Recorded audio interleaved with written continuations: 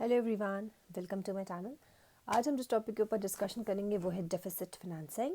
Previous video में we have covered 3 videos, public revenue, public expenditure and public debt, जो कि 3 instrument होते हैं फिस्कल पॉलिसी के।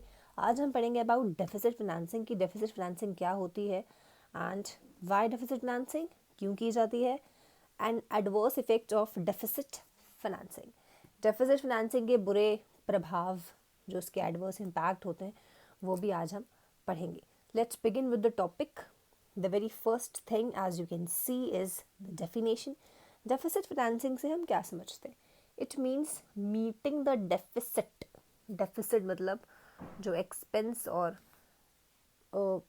रेवेन्यू में जो डिफरेंस होता है उसे कहा जाता है deficit between government expenditure and revenue through the creation of new money. ठीक है, 2 पिन पॉइंट्स मार्क कर दिए। अब समझते हैं। फॉर एग्जाम्पल, गवर्नमेंट के पास एक्सपेंडिचर ज़्यादा हो गया, ठीक है, और उसका जो रेवेन्यू है वो कम पड़ गया। ठीक, मतलब उसके खर्चे ज़्यादा है और जो उसके पास पैसे आ रहे हैं वो कम पड़ गए। सो आपको दिख रहा होगा कि this situation is known as deficit. ठीक है, जब आपका रेवेन्यू ज़्यादा हो और एक्सपेंसेस कम हो, that is a situation of surplus. ठीक, वो तो हमें पता है। बट यहाँ पे क्या है, खर्चे ज़्यादा है, खर्चे आपके 10 रुपए के हैं एंड रेवेन्यू आपके पास 5 रुपए। इस सिचुएशन में गवर्नमेंट क्या करती है? अब इस सिचुएशन में गवर्नमेंट क्या करेगी? उसके पास क्या चीज़ें होती हैं? या तो पब्लिक रेवेन्यू होता है या तो पब्लिक डेट होता है। ठीक, पब्लिक रेवेन्यू के केस में क्या होता है, वो टैक्सेस लगाती है, डायरेक्ट टैक्स, इनडायरेक्ट टैक्स, इन सब चीज़ों से अपने खर्चों को पूरा करती है। एंड दूसरा तरीका होता है पब्लिक डेट, लोगों से लोन ले लेना, उधार ले लेना, उधार पे पैसे ले लेना। तीसरी चीज़ जो आती है वो है डेफिसिट फाइनेंसिंग। डेफिसिट फाइनेंसिंग मतलब नए करेंसी नोट की प्रिंटिंग करना, नए नोट छापना। ठीक, डेफिसिट को मीट करने के लिए जब government creation of new money करती है, मतलब टैक्सेशन वाली इंस्ट्रूमेंट का यूज़ नहीं कर रही है, पब्लिक डेट वाले इंस्ट्रूमेंट का यूज़ नहीं कर रही है, यूज़ किसका कर रही है? Deficit financing. मतलब नए नोट छाप रही है, कह रही है छोड़ो किसी से लोन नहीं लेंगे, छोड़ो रेवेन्यू नहीं लेंगे, अब सीधे अपने खुद के नोट छापना शुरू करते हैं। So this situation is known as deficit financing. और ये सिचुएशन गवर्नमेंट करती है because government is the sole authority, जिसके हाथ में सारी जिम्मेदारी है प्रिंटिंग ऑफ नोट्स की, which is done by RBI. ठीक, तो RBI has the sole authority of doing that. तो अथॉरिटी उसके पास है, तो वो यही चीज़ करती है कि जब भी कभी भी डेफिसिट होता है, डेफिसिट की सिचुएशन आती है और पब्लिक रेवेन्यू वाला इंस्ट्रूमेंट यूज़ नहीं करना, पब्लिक डेट वाला इंस्ट्रूमेंट यूज़ नहीं करना, यूज़ क्या करना है? डेफिसिट फाइनेंसिंग करनी है। That is the creation of new money. Creation of या न्यू मनी या प्रिंटिंग ऑफ न्यू मनी भी इसे हम कह सकते हैं। ठीक, इतना आपको समझ में आ गया होगा। Deficit financing means printing of new money या creation of new currency. Then comes why deficit financing. क्यों डेफिसिट फाइनेंसिंग की नीड क्या है? The very first thing is deficit financing in war. देखिए, वॉर की सिचुएशन जब भी कभी भी अराइज होगी किसी भी कंट्री में, तो उस केस में इंस्टेंट मनी की रिक्वायरमेंट होती है, फॉरन पैसा चाहिए होता है, because anything can happen in war. ठीक, और आजकल की मॉडर्न ज़माने की वॉर है, और भी महंगी चीज़ें हैं, महंगे हथियार और महंगी चीज़ें, एक्सेट्रा एक्सेट्रा। तो हर चीज़ महंगी है, तो money is everything, money that involves. तो मनी की इतनी ज़्यादा रिक्वायरमेंट है वॉर की सिचुएशन में, तो क्या लोगों से लोन लेने में टाइम वेस्ट करें या पब्लिक रेवेन्यू में लोगों के ऊपर अननेसेसरी टैक्सेस लगा के टाइम वेस्ट करें? तो इतना टाइम गवर्नमेंट के पास नहीं होता है। I am talking about the case of war. ठीक, तो उस केस में गवर्नमेंट क्या करती है? डेफिसिट फाइनेंसिंग को ऑप्ट करती है, सोचती है कि अब ऐसा करो, पैसे छापो और अपनी जितने भी डेफिसिट्स हैं उन्हें मीटअप करो, because the situation is of war. कोई नॉर्मल सिचुएशन नहीं है, वॉर की सिचुएशन है, तो सीधे सीधे ये काम कर लिया जाता है। Then comes the second thing, increase in the second thing is deficit financing and depression. Now this deficit financing and depression ये एक ऐसा केस है। डिप्रेशन क्या होता है ये आपने अगर मेरी बिजनेस साइकिल वाला एक वीडियो देखा होगा तो उसमें आपको पता चला होगा कि उसमें मैंने समझाया था कि जो भी बूम, रिसेशन, डिप्रेशन जो भी चीज़ें होती हैं उसे कहा जाता है हमारा बिजनेस साइकिल। तो उस बिजनेस साइकिल में एक और सिचुएशन था, बिजनेस का एक फेज था जिसे कहा जाता है डिप्रेशन।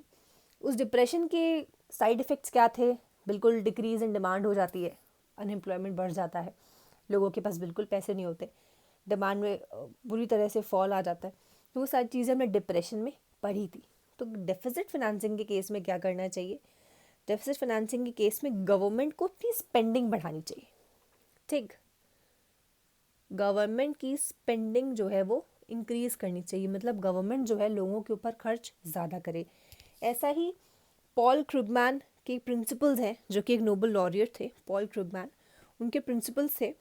और उन्होंने ये कहा था कि जब भी कभी इकोनॉमिक मेस की सिचुएशन आती है, रिसेशन आता है, डिप्रेशन आता है, उस केस में गवर्नमेंट को क्या करना चाहिए? अपनी स्पेंडिंग बढ़ा लेनी चाहिए। गवर्नमेंट को लोगों के ऊपर खर्च ज़्यादा करना चाहिए, मतलब पब्लिक एक्सपेंडिचर को बढ़ा लेना चाहिए। और क्या करना चाहिए? जब गवर्नमेंट पब्लिक स्पेंडिंग करेगी डिप्रेशन के केस में, तो पब्लिक के ऊपर खर्च होगा, लोगों के हाथों में पैसे आएंगे, लोगों की डिमांड बढ़ेगी, डिमांड बढ़ेगी तो कंट्री में प्रोडक्शन होगा, प्रोडक्शन होगा तो अल्टीमेटली एम्प्लॉयमेंट मिलेगा and then again income.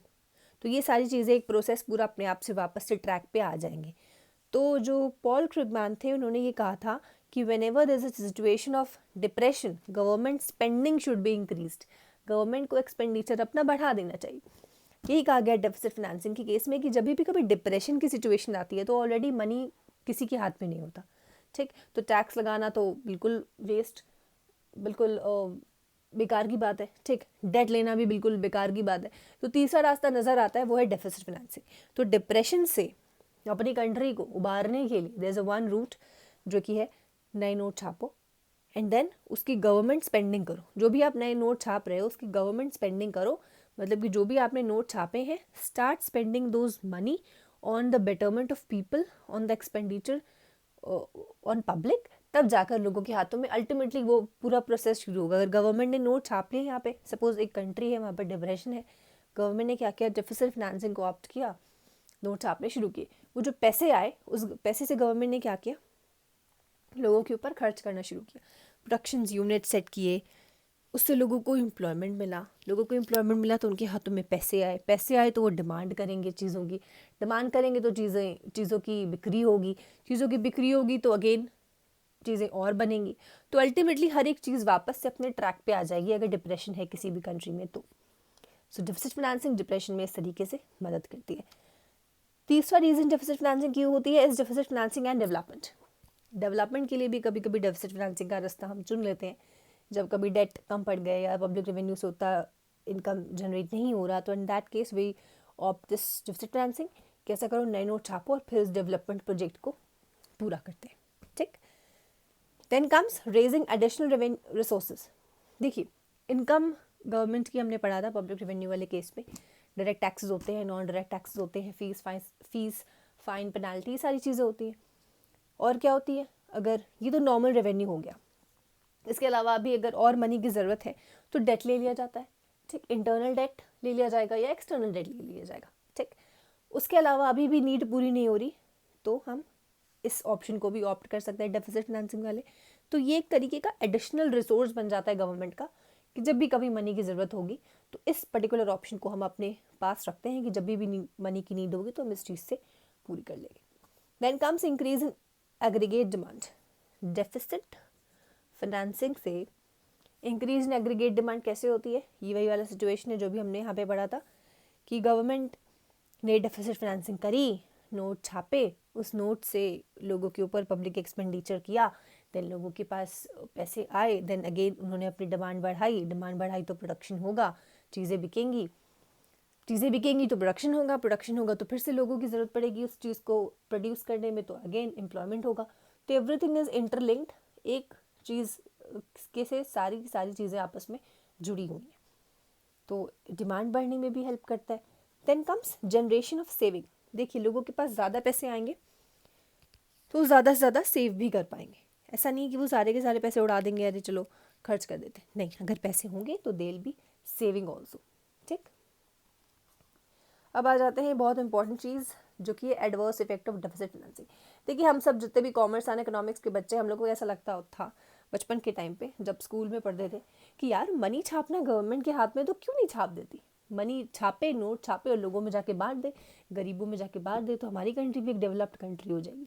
I use to think, और मैं ही नहीं, मेरे जितने दोस्त थे वो सब भी यही चीज़ें सोचते थे, और मुझे लगता है आप लोग भी यही सब चीज़ें सोचते होगे कि यार जब नोट छापना है तो नोट छाप छाप के अपना अमीर हो जाओ। लेकिन हम सब ये नहीं सोचते कि what are the adverse impacts of deficit financing. Note छापना तो आसान है, बट उसके एडवर्स इम्पैक्ट से डील करना बहुत मुश्किल है। तो ये जाकर अब समझते हैं कि what are the adverse effects of deficit financing. Note तो छाप लेना बड़ी आसान सी चीज़ है, बट उसके जो एडवर्स इम्पैक्ट होते हैं वो बहुत ही ज़्यादा डिट्रीमेंटल होते हैं और बड़े ख़तरनाक होते हैं किसी भी कंट्री के लिए। The very first impact is inflationary rise in price. देखिए, हर एक चीज़ आप खुद से इमेजिन करिए, अगर हर चीज़ सबके पास पैसे आ जाएंगे, ठीक है, हम सबके पास पैसे आ जाएंगे, हम सबको गवर्नमेंट ने छाप छाप के बांट दिए कि लो तुम भी रखो तुम भी रखो। अब पैसे हम सबके हाथ में आ तो हम क्या करेंगे? ऑब्वियसली खर्च करेंगे, लेके पैसे जाएंगे अपने फेवरेट शोरूम जहाँ से जो चीज़ खरीदनी होगी, अरे ये भी ले लें वो भी ले लें, हर चीज़ खरीदने लगेंगे। ठीक, जब हर चीज़ खरीदने लगेंगे तो अल्टीमेटली डिमांड क्या होगी? हर चीज़ की बढ़ेगी, क्योंकि सबके पास पैसे इतने हैं। जब सबके पास पैसे होंगे, डिमांड बढ़ जाएगी, तो प्रोडक्ट उतने तो मार्केट में है नहीं, सप्लाई उतनी है नहीं। तो जब डिमांड बढ़ जाएगी तो अल्टीमेटली प्राइस ना चाहते हुए भी बढ़ाने पड़ेंगे चीज़ों के, कि भाई अरे सप्लाई तो मीट ही नहीं हो पा रही, डिमांड 100 लोग आ जाते हैं डिमांड करने, एंड जो सप्लाई है वो सिर्फ 50 है। तो क्या कर दिया जाएगा? अल्टीमेटली प्रोडक्ट को महंगा कर दिया जाएगा। इस तरीके से प्राइस हर चीज़ के बढ़ जाएंगे, और धीरे धीरे पर्टिकुलर मार्केट में हर एक चीज़ के प्राइस बढ़ जाएंगे। तो there would be an inflationary rise in price. Inflation आ जाएगा बुरी तरह वाला, क्योंकि सबके पास पैसे हैं, every one is affordable to buy things, लेकिन बिकॉज ऑफ हर चीज़ इतनी ज़्यादा डिमांडेड है तो फिर अल्टीमेटली प्राइस को बढ़ाना पड़ेगा, जिससे कि आ जाएगा क्या? इन्फ्लेशन या inflationary price rise. Then comes unequal income distribution.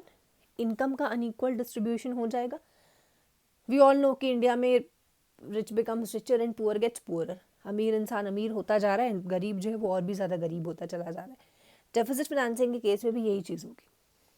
अगर बहुत ज़्यादा मनी आ जाएगा मार्केट में, तो जो रिच पर्सन है वो और भी ज़्यादा, जो भी उसके पास पैसे आएंगे उसका अगेन इन्वेस्टमेंट, अगेन प्रोडक्शन, तो अल्टीमेटली धीरे धीरे वो बढ़ता जाएगा। बट जो पुअर पर्सन है उसके लिए हर एक चीज़ महंगी हो जाएगी। अगर उसकी फिक्स सैलरी है तो मिलेगी तो उसको वो 20,000 रुपये ही, नो मैटर किसके पास कितने पैसे आए, उसकी अगर फिक्स्ड सैलरी है तो उसको फिक्स सैलरी ही मिलेगी। और हर चीज़ जब महंगी हो जाएगी, बिकॉज हमने ऊपर पढ़ा इन्फ्लेशनरी राइज आ जाएगा, तो हर चीज़ महंगी हो जाएगी तो वो उसकी पॉकेट को सबसे ज़्यादा इफेक्ट करेगी। तो एक डिफरेंस हो जाता है रिच और पुअर के बीच में, या मिडिल क्लास के बीच में भी। Third reason is change in pattern of investment. Change in pattern of investment means, देखिए जब सबके पास इतने पैसे होंगे, everyone is affording to buy हर एक चीज़, तो उस केस में क्या होता है, धीरे धीरे हमारे कंट्री में क्या होता है, गलत चीज़ें भी होना स्टार्ट हो जाएंगी। जैसे कि होर्डिंग हो सकती है, चीज़ों को होल्ड करके रख लिया गया और तब बेचा जाएगा जब वो महंगी होंगी, और भी ज़्यादा महंगी होंगी तो होर्डिंग की सिचुएशन आएगी। जब होर्ड लोग कर लेते हैं, अपने पास बचा बचा के रख लेते हैं कि जब महंगा होगा तब बेचेंगे, उस केस में चीज़ें और भी ज़्यादा महंगी हो जाती हैं, तो वो और भी बुरी सिचुएशन लेकर आ जाएगा। Last one is unequal impact of forced savings. देखिए फोर्स्ड सेविंग्स होता है जब हमारे पास सेविंग करने के लिए विलिंग हो और अनइक्वल इम्पैक्ट पड़ जाएगा फोर्स सेविंग का डेफिसिट फाइनेंसिंग के ऊपर, बिकॉज जो फिक्स्ड इनकम वाले होते हैं, जिनकी एक फिक्स सैलरी बंधी हुई इनकम आती है, बढ़ के नहीं आएगी, कोई फ़ायदा नहीं होगा, एंड कम ही आएगी, उल्टा अगर प्रेजेंट नहीं होंगे तो बढ़ के तो नहीं आएगी कभी भी। तो जिनकी फिक्स सैलरी होती है उनको ना चाहते हुए भी कुछ ना कुछ अगर सेव करेंगे तो उसका कुछ खास इम्पैक्ट नहीं पड़ेगा, because ultimately things are getting costlier, ठीक, things are getting expensive. So this was all about the adverse impacts of deficit financing. आज के इस वीडियो में we have studied what is the meaning of deficit financing, why deficit financing, and what are the adverse impacts. I hope आपकी video I hope आप सबको आज के इस वीडियो में deficit financing का कंसेप्ट पूरा क्लियर हो गया होगा. For any suggestions, for any query, कोई भी चीज़ नहीं समझ में आ रही हो, kindly use the comment box, and that's all for today. Thank you so much for watching the video.